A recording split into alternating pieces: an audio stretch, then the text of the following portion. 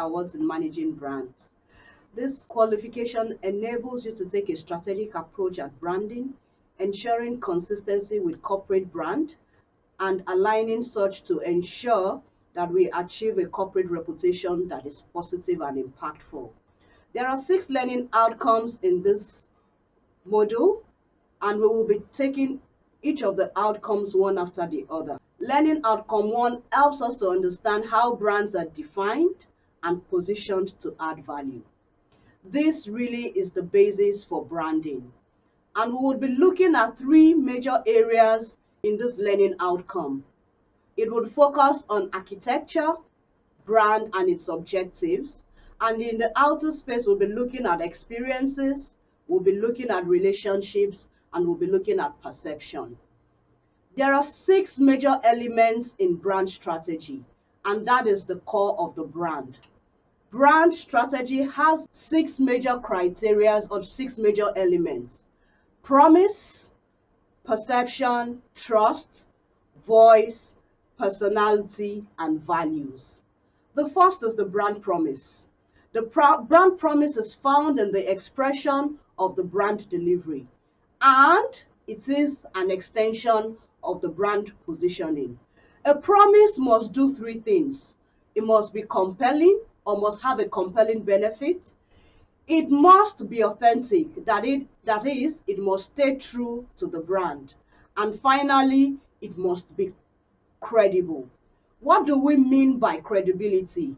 It must be compelling in such a way that it tells a consistent brand story all of the time, and in each of its interactions with its consumers, it is something that can be trusted. What makes a good brand promise? A good brand promise is simple. That means it easily resonates with the brand, with its consumers. It is something that people can easily relate with, something that people easily understand. The second is that a good brand promise is different, must be unique to the brand. The third is that it must be memorable. What does memorability mean? It means that months or weeks or years after I've had an interaction with the brand, I still can recall what my experiences were. And finally, it must be inspiring. What does this inspiring element do? It is what makes people come back to subscribe to a brand or to make a repeated purchase. The second is perception. The perception that a brand receives is a function of all of the feelings a consumer has towards the brand. It is the collection of attitudes, feelings, and experiences when there's an interaction with the brand. The third is trust. Why should I come back to your brand when I can't trust your brand? And so trust is a vital element of your brand strategy. It reflects the expectations of the consumers concerning a brand. It is the alignment between the brand promise and the actual experiences when interactions take place. Your brand values are the next. Your brand values are your guiding principles that shape the brand. This is at the core of the brand, and it dictates your brand message, it dictates your look and personality, and it helps you to create a clear sense of purpose and direction for the brand. The voice is the distinctive way that your brand communicates with its external audiences. And finally, your brand personality is the human element of the brand. It is what makes people remember the interactions between the brand, and it is now seeing the brand not as a commodity or as just an experience. It is what gives a human face to the brand. Still talking to brand strategy, we'll be looking at hard and soft brands.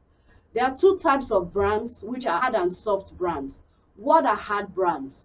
Hard brands are brands that are perceived to have physical presence. So for example, beyond the digital experiences we have in banking these days, where you can do transactions on your phone, we still have to go to the bank sometimes to do physical transactions.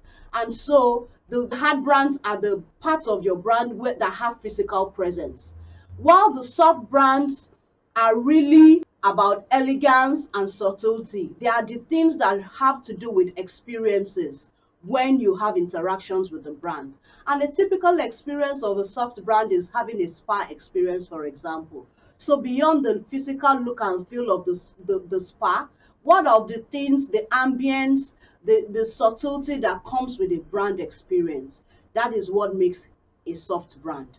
Now, between the distinction between the hard brand really and the soft brand is in its messaging and its storytelling.